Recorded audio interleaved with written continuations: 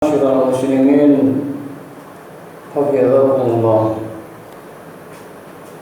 Kembali puji syukur hanya kita peruntukkan, persembahkan kehadirat Allah Subhanahu wa ta'ala atas aneka karunia nikmatnya yang tiada pernah henti dan bertepi.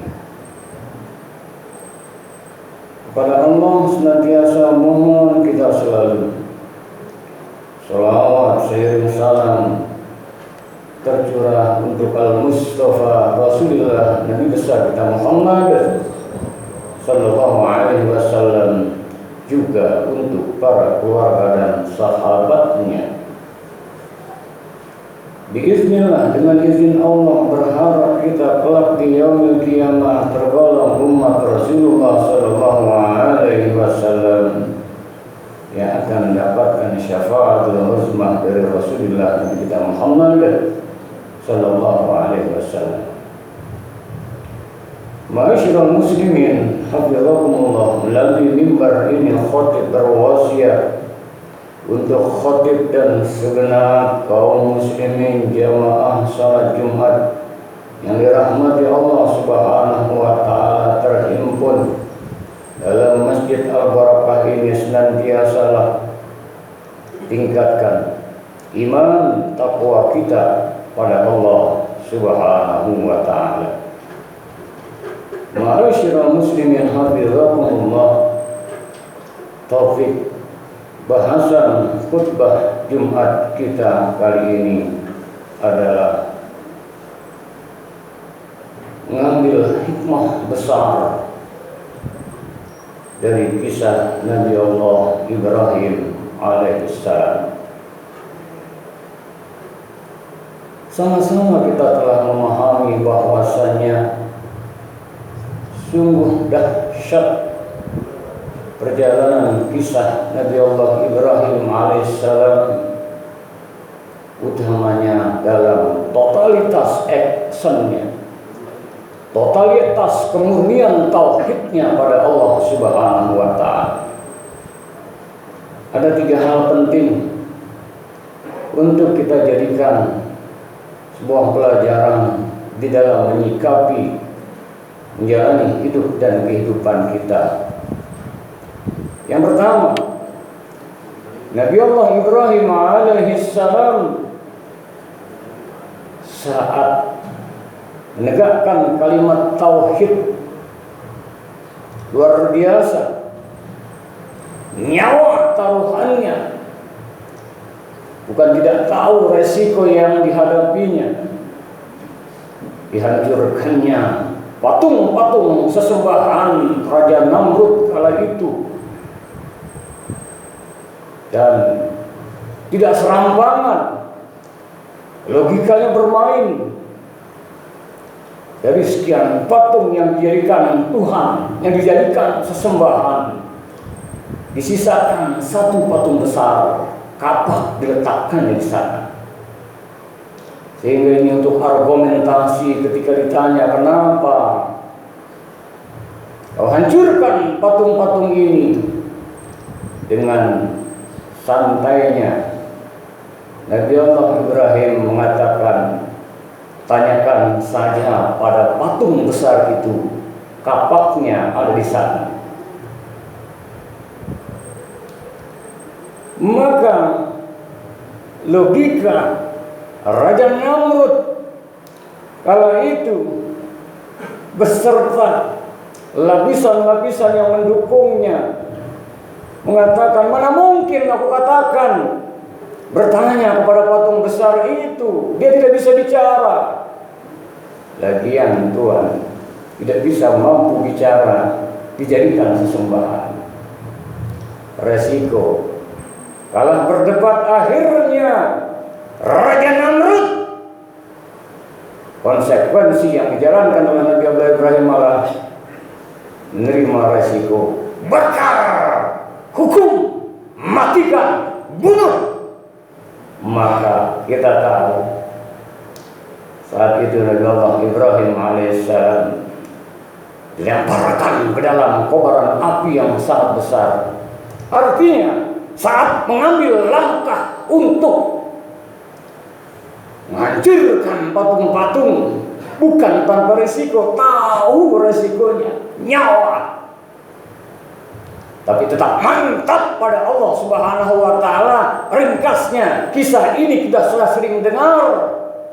Saat beberapa jengkal Nabi Allah Ibrahim alaihissalam sudah ingin mendekati api tersebut, malaikat menawarkan untuk memberikan bantuan, tapi dengan mantapnya tauhidnya pada Allah, tidak. Hasbi Allah wa ni'mal wakil, cukup bagiku Allah baik-baik penolong pelindung. Allah ridho, mantap, tidak berubah tauhidnya. Maka Allah dalam firman-Nya, "Qul ya naru kuni bardan wa salaman ala Ibrahim." Wahai api, dinginlah dan selamat Nabi Allah Ibrahim alaihissalam. Maka berubah api menjadi dingin.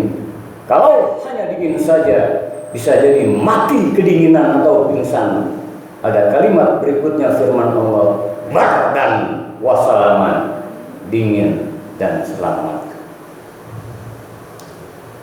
Oh, terang saja Nabi Allah Ibrahim kala itu belum berumah tangga, berani dia, ya. Namun ujian yang keduanya bukan soal berumah tangga atau belum berumah tangga. Ada ayahnya, ada ibunya, tapi tetap pondasi tauhid yang menjadi landasannya. Saat berumah tangga yang kedua, nanti kita ambil hikmahnya. Ujiannya luar biasa. Soal ekonomi, soal harta, jangan ditanya. Nabi Allah Ibrahim alaihissalam setiap tahunnya 1000 ekor kambing disedekahkannya, 100 ekor unta, 100 ekor sapi diberikannya kepada yang memerlukannya. Namun diuji, belum juga dari rumah tangganya memiliki keturunan dengan Siti Sarah. Sehingga saat dipuji luar biasa Nabi Allah Ibrahim, ribuan ekor kambing, ratusan unta sapi, bergumam dalam hatinya, andai Allah menginginkan suatu saat aku diberikan anak, kuberikan untuk kupersembahkan kehadirat Allah Subhanahu wa Ta'ala. Dengan Siti Sarah belum juga dikarunia anak, kemudian diizinkan oleh Siti Sarah menikah dengan Siti Hajar. Allah berikan keturunan Nabi Allah Ismail alaihissalam. Diuji yang kedua, kalau tadi resiko pribadinya belum terkait dengan istri dan anak-anaknya, yang kedua saat Ismail bayi yang dilahirkan dari kandungan Siti Hajar diperintahkan Nabi Allah Ibrahim alaihissalam untuk menjumpai istri yang pertamanya Siti Sarah di Palestina, di lembah Bekah yang tandus, gersam, panas terik, di kala siang yang sangat luar biasa. Apakah kalau sudah Allah yang memerintahkan, Nabi Allah Ibrahim menolak? Tidak. Disinilah ada sebuah kekuatan. Ad-du'a silahul mukmin. Doa senjata untuk orang-orang beriman. Tidak memilih mengatakan, kasihan anakku ya Allah, masih kecil, aku tinggalkan. Tidak. Beranjaklah ke Palestina atas perintah Allah untuk menemui istrinya yang pertama Siti Sarah, dengan berdoa, Rabbi inni askantu min dzurriyyati biwadin ghairi dzi zar'in 'inda baitikal muharram. Dan karena sudah dikader istrinya Siti Hajar, mantap tauhidnya, kalau memang itu perintah Allah, Silahkan kakanda. Kita tahu akhirnya terjadilah kehausan yang sangat luar biasa. Nabi Allah Ibrahim alaihissalam meninggalkan istri dan anaknya. Maka luar biasa.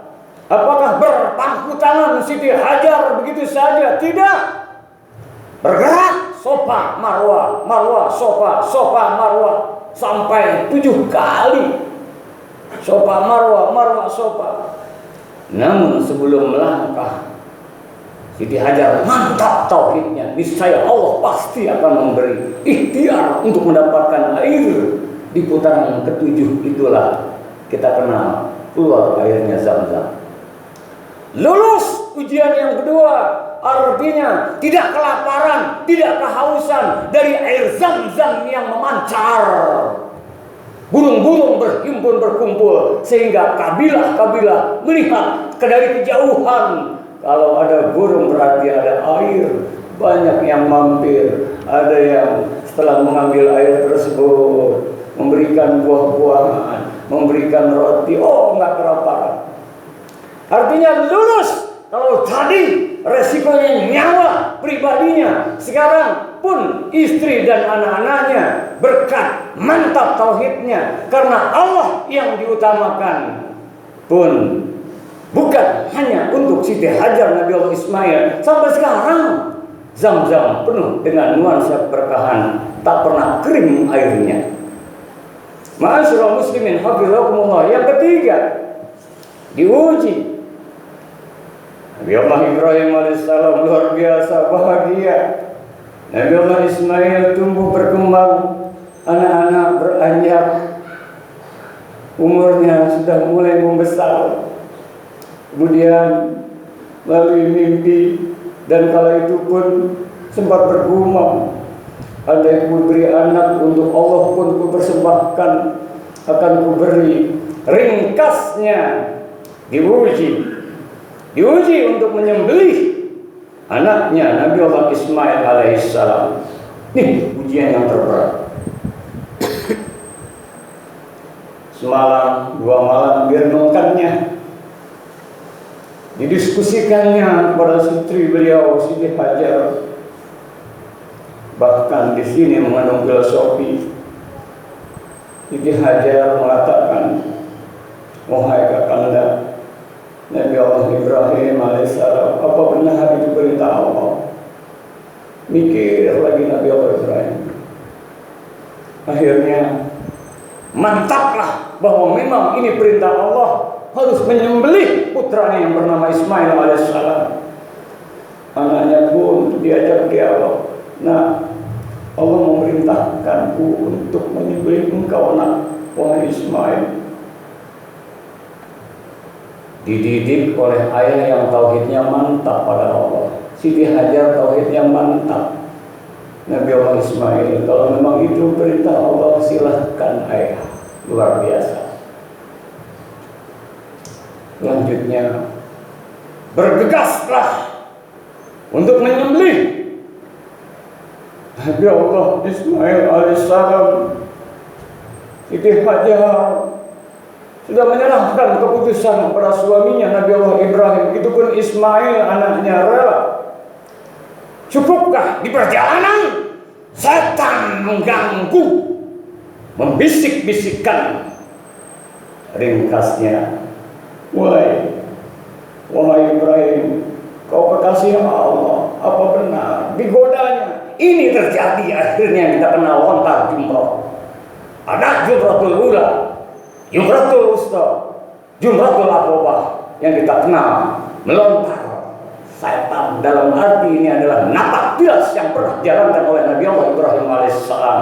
Ma'asyiral muslimin hafizakumullah, karena mantap perintah Allah, akhirnya saat disembelih bismillahi Allahu akbar, berubah Nabi Allah Ismail menjadi seekor domba. Sementara Nabi Ismail berada di sampingnya. Lulus. Kalau sudah karena Allah semua, Allah tidak mungkin memerintahkan yang sesungguhnya untuk menyembelih Ismail. Intinya adalah yang Allah disuruh sembelih. Wahai Ibrahim alaihissalam, ini pelajaran berharga. Yang aku suruh sembelih adalah cintamu yang berlebihan kepada Nabi Allah Ismail. Allah tahu, innahu alimun bidzatis sudur. Allah tahu persis apa yang di hatinya. Setelah Nabi Allah Ismail karena besar kecenderungan hati Nabi Allah Ibrahim alaihissalam kalah Allahnya. Bangun tidur Ismail lagi, mau tidur Ismail lagi. Yang diingat terus mendominasi di hatinya Allah. Tahu persis Allah tidak ingin cintanya kepada selain Allah melebihi cintanya yang lainnya, melainkan hanya kepada Allah. Ma'asyiral muslimin, hafizakumullah. Kesimpulan dari khutbah yang ringkas ini, dalam hidup keseharian pun kadang kita diuji oleh anak kita, diuji oleh istri kita, diuji dengan yang paling kita sukai, rumah kita, uang kita, jabatan kita, popularitas kita, uang. Bukan Allah yang segala-galanya. Oleh karenanya, katakan, inna sholati wa nusuki wa mahyaya wa mamati lillahi rabbil alamin. Katakan, sesungguhnya sholatku, ibadahku, hidupku, matiku untuk Allah. Diuji keselamatan kita Allah, diuji keluarga kita Allah, dan jadikan Allah dan Rasulnya yang segala-galanya. Jangan segala-galanya yang dominan dalam hidup ini. Percayalah, siap-siap menderita, siap-siap untuk hidup tidak nyaman kalau bukan Allah yang segala-galanya. Itulah saat sholat, Allahu Akbar, Allah Maha Besar. Kalau Allah sudah Maha Besar, jadikan jangan ada lagi yang besar di hati kita. Itulah sebabnya dalam sholat, sebelum salam, setelah asyhadu an la ilaha illallah wa asyhadu anna Muhammadar Rasulullah, di tahiyat akhir, setelah selawat kepada Rasulullah SAW, Allahumma sholli ala sayyidina Muhammad wa ala ali sayyidina Muhammad kama shallaita ala sayyidina Ibrahim wa ala ali sayyidina Ibrahim wa barik ala sayyidina Muhammad wa ala ali sayyidina Muhammad kama barakta ala sayyidina Ibrahim wa ala ali sayyidina Ibrahim fil alamin innaka Hamidum Majid. Diabadikan sampai sekarang. Bahkan Makkah Al-Mukarramah Baitullah, itulah bangunannya, bangunan Ibrahim alaihissalam dan Ismail. Kalau Allah segala-galanya, insya Allah apapun masalahnya dibereskan oleh Allah Subhanahu wa Ta'ala. Sebentar lagi, beberapa minggu ke depan, kita memasuki akhir raya Haji Kurban. Sengaja khotib mengisahkan ini. Mari mantapkan tauhid kita kepada Allah Subhanahu wa Ta'ala. Yang kasih jantung kita masih berdetak Allah, kita masih bisa napas Allah. Yang kasih rezeki kita Allah, mata kita bisa kedip, bisa melihat, telinga mendengar Allah. Insya Allah kalau demikian hanya akhir hayat kita pun husnul khatimah, la ilaha illallah. Barakallahu li wa lakum fil Qur'anil azim wa nafa'ani wa iyyakum bima fihi min ayati wa dzikril hakim. وتقبل مني ومنكم تلاوته إنه هو السميع العليم. أقول قولي هذا وأستغفر الله العظيم لي ولكم ولسائر المسلمين والمسلمات والمؤمنين والمؤمنات فاستغفروه إنه هو الغفور الرحيم. اللهم صل على سيدنا